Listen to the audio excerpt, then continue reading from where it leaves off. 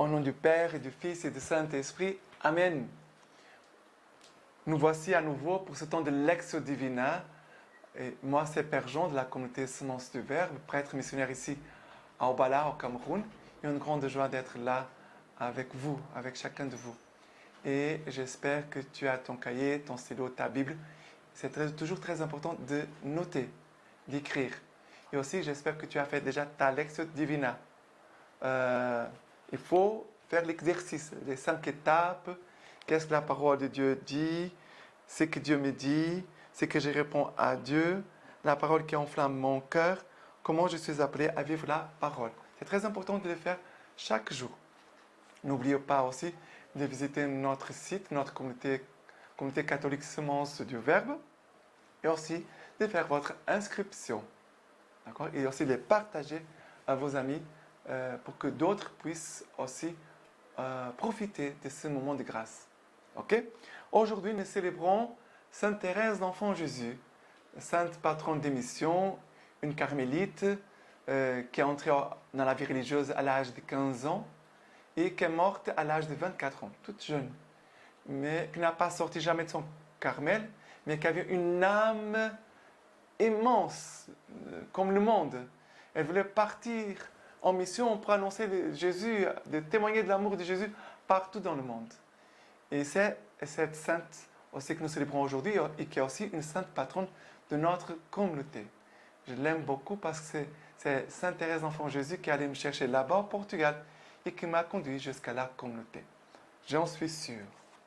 Aujourd'hui, la première lecture, c'est Isaïe 66, versets 10 à 14. Isaïe 66, versets 10 à 14. Réjouissez-vous avec Jérusalem, exaltez en elle, vous tous qui l'aimez.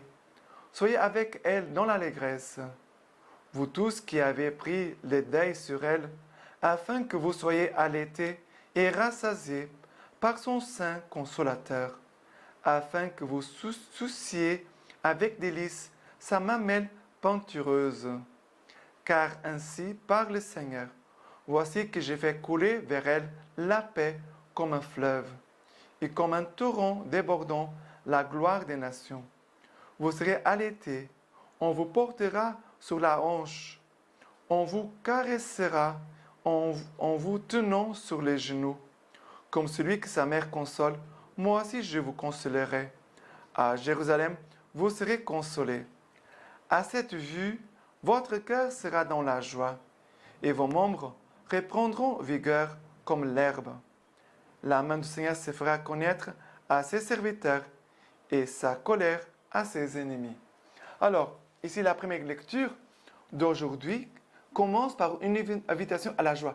Réjouissez-vous avec Jérusalem. Ça veut dire réjouissez-vous avec l'Église, réjouissez-vous avec les saints, réjouissez-vous avec tes frères dans la foi. Ça veut dire que ce n'est pas une joie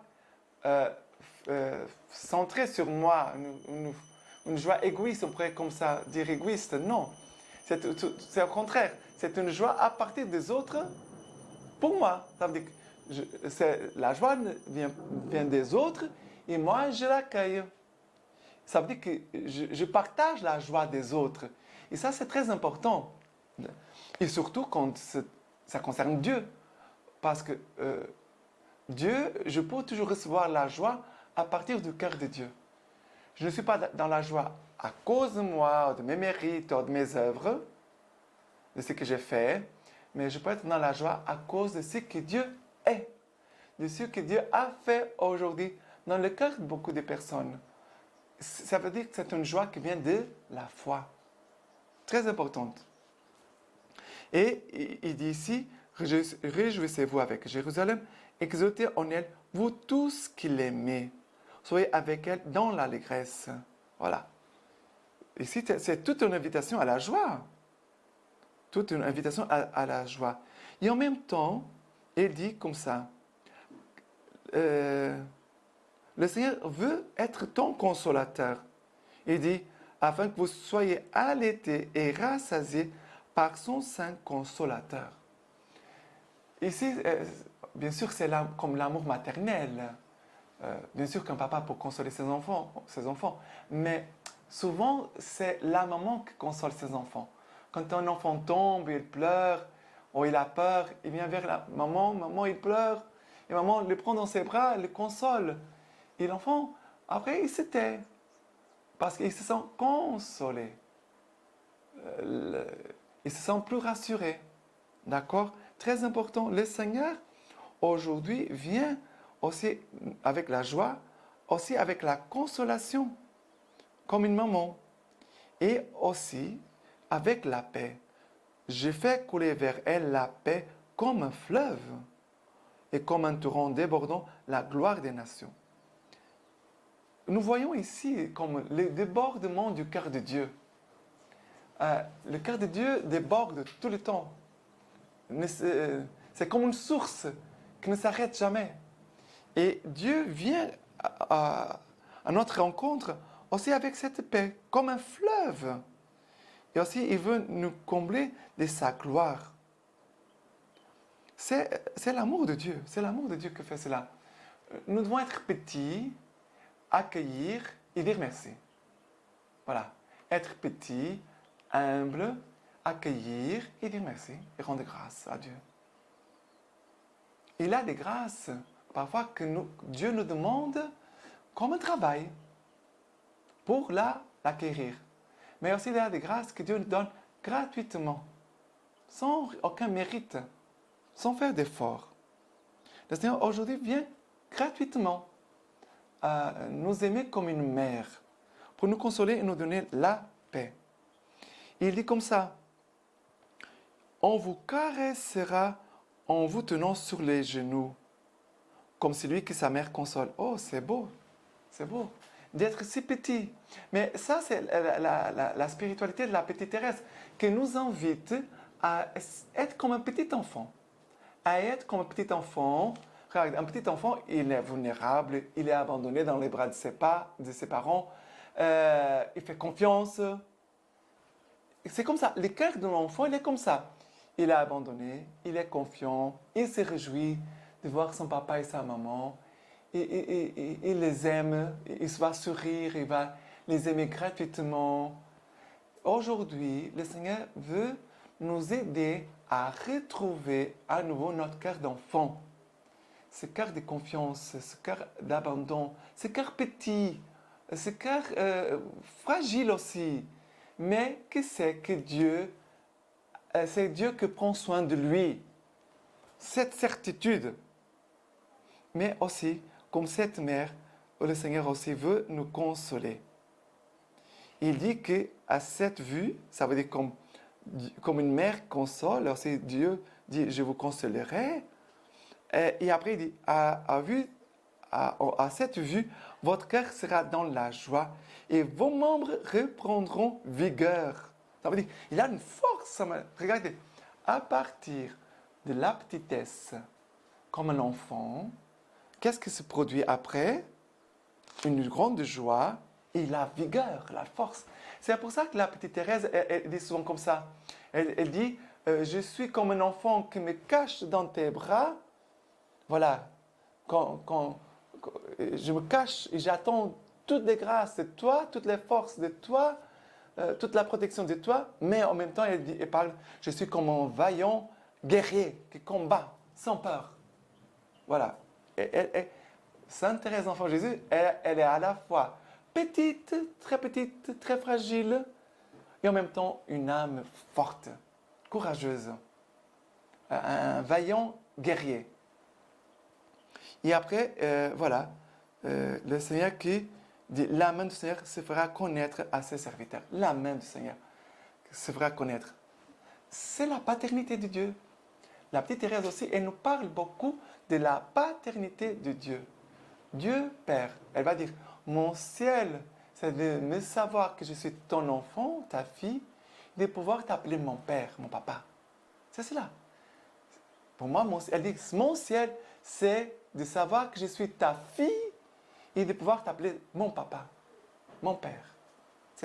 C'est très fort. D'ailleurs, quand Sainte Thérèse, la petite Thérèse, allait prier et commençait à dire le Notre Père, les larmes commençaient à tomber de ses yeux.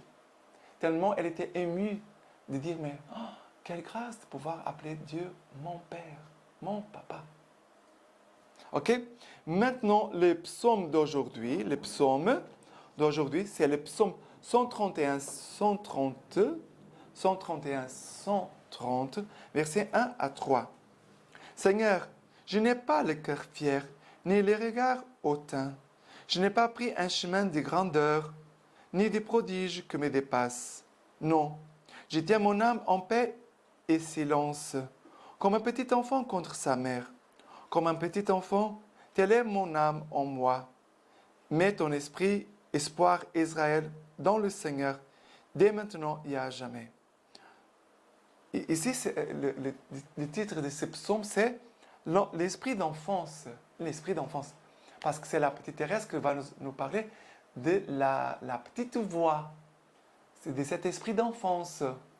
Parce qu'elle disait, les grands saints ont monté les marches de la perfection, les marches difficiles de la perfection. Et elle disait, mais je suis incapable, je ne pourrais pas.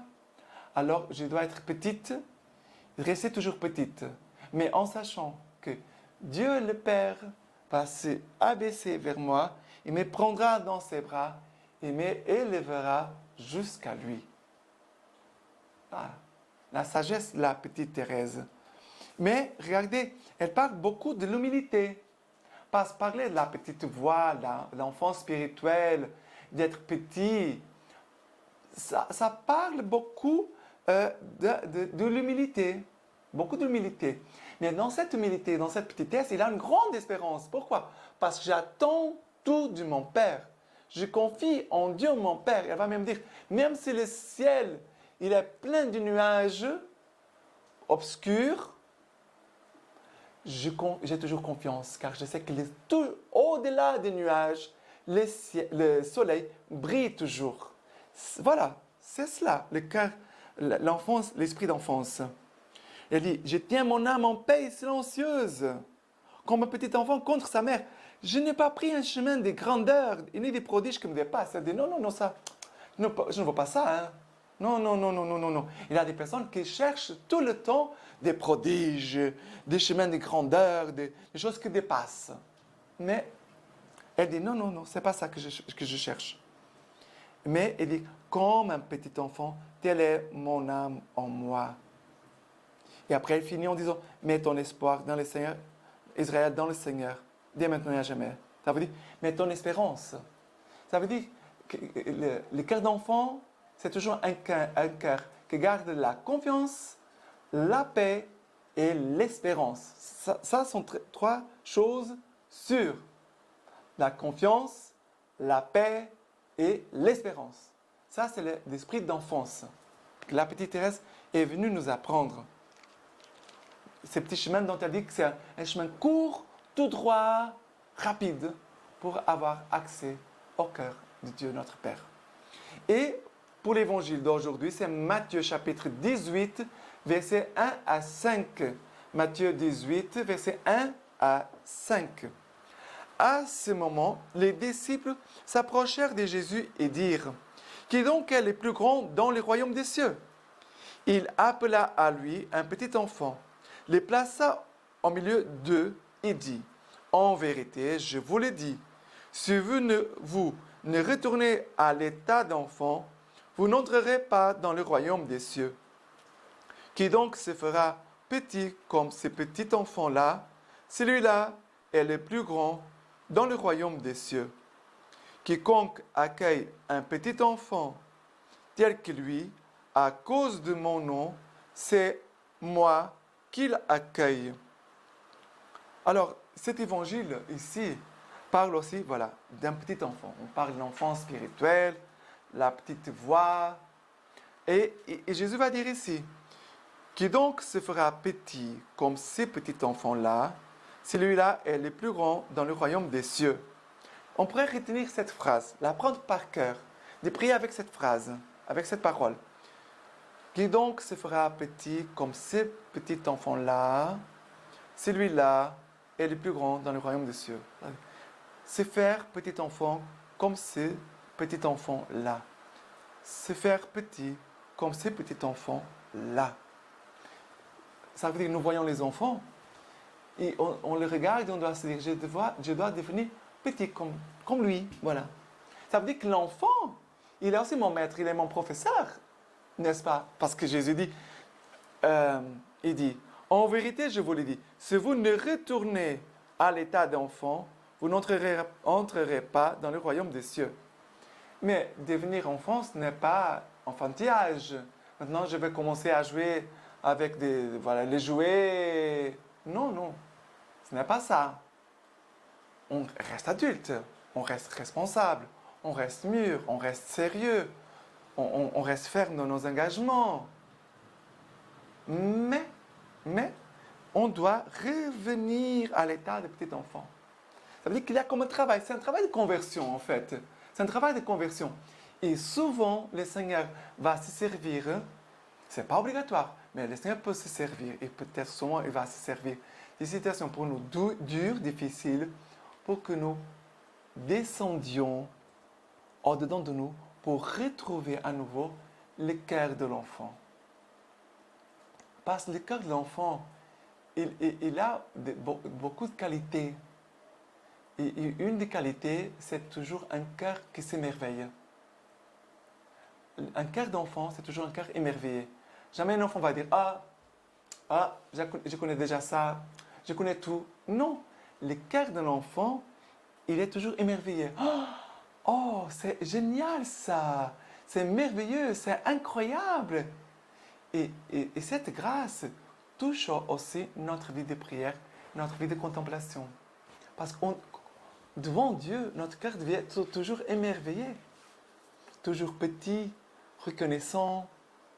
Et dans cette confiance et dans cet amour inconditionnel.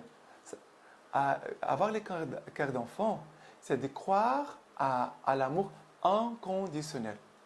Parce que souvent, je vois des personnes qui croient à l'amour de Dieu, mais quand il a quelque chose, elles commencent comme à douter, comme si Dieu allait les punir, comme si Dieu allait les châtier, comme si Dieu s'éloignait, comme si Dieu ne voulait plus Dieu. Ça, ce n'est pas l'amour. Ça, ce n'est pas l'esprit d'enfance spirituelle. Ce n'est pas ça. Mais je vous invite vraiment à découvrir Sainte Thérèse d'Enfant Jésus, d'écrire son livre qui s'appelle Manuscrit autobiographique. L'histoire d'une âme. Voilà, l'histoire d'une âme. Sainte Thérèse d'Enfant Jésus. Voilà, cet évangile, c'est un chemin de conversion. Hein? Ce n'est pas si facile. Parce que vivre l'abandon, cette confiance absolue, l'abandon total, mais c'est un abandon total dans les mains de Dieu. Je ne suis pas abandonné, ni écouté. Je suis dans les mains du Père. Et de vivre cela tout le temps. Maintenant, de Sainte Thérèse d'Enfant Jésus. Il dit comme ça, c'est une lettre à Sœur Marie du Sacré-Cœur. Elle dit comme ça, sans me décourager, je continuais ma lecture et cette phrase me soulagea. J'ai recherché avec ardeur les dons les plus parfaits, mais je vais encore vous montrer une voie plus excellente. Et l'apôtre explique comment tous les dons les plus parfaits ne sont rien sans l'amour, que la charité est la voie excellente qui conduit sûrement à Dieu. Enfin, j'avais trouvé le repos. La charité me donna la clé de ma vocation. J'ai compris que si l'Église avait un corps composé de différents membres, le plus nécessaire, le plus noble de tous, ne lui manquerait pas. J'ai compris que l'Église avait un cœur et que ce cœur était brûlant d'amour. J'ai compris que l'amour seul faisait agir les membres de l'Église, que si l'amour venait à s'éteindre, les apôtres n'annonceraient plus l'Évangile. Les martyrs refuseraient de verser leur sang. J'ai compris que l'amour renfermait toutes les vocations, que l'amour était tout, qu'il embrassait tous les temps et tous les lieux. En un mot, qu'il est éternel. Alors, dans l'excès de ma joie délirante, je me suis écrié, ô Jésus, mon amour, ma vocation, enfin je l'ai trouvée. Ma vocation, c'est l'amour. Oui, j'ai trouvé ma place dans l'Église. Et cette place, oh mon Dieu, c'est vous qui me l'avez donnée. Dans le cœur de l'Église, ma mère, je serai l'amour. Ainsi, je serai tout. Ainsi, mon rêve sera réalisé. Voilà. Ici, on finit avec ces quelques paroles. Sainte Thérèse d'Enfant Jésus. Et cette sainte va mourir, comme je vous ai dit au début, à l'âge de 24 ans, avec une tuberculose et avec beaucoup de souffrance. Elle est morte avec beaucoup de souffrance. Mais une chose remarquable, c'est qu'elle a toujours, envers les autres sœurs qui venaient la visiter, toujours elle gardait un sourire, toujours un acte d'amour. Souvent, elle faisait de petites blagues pour faire sourire ses sœurs. Elle était mourante, mais elle vivait une épreuve terrible, ce que nous appelons une nuit obscure dans la foi, une grande épreuve. Mais toujours, elle s'est appuyée avec une force en Dieu. Elle ne s'est pas appuyée en elle-même, mais toujours en Dieu. Et elle est morte en disant « Oh mon Dieu, je vous aime. Oh mon Dieu, je vous aime. Oh mon Dieu. » Voilà, que nous puissions aussi finir un jour notre vie comme cette sainte, en vivant l'amour tout au long de sa vie, parce que cette petite voix, l'esprit d'enfance, la voix de l'amour qu'elle a vécue, qu'elle a conduit les autres âmes aussi sur ce chemin de l'amour, et dont elle a fini sa vie dans l'amour pour aller rencontrer celui qui est l'amour. Maintenant, je te laisse la bénédiction de Dieu par l'intercession de la petite Thérèse d'Enfant Jésus. Et que le Dieu Tout-Puissant te bénisse et te garde, le Père, le Fils et le Saint-Esprit. Amen. Va en paix.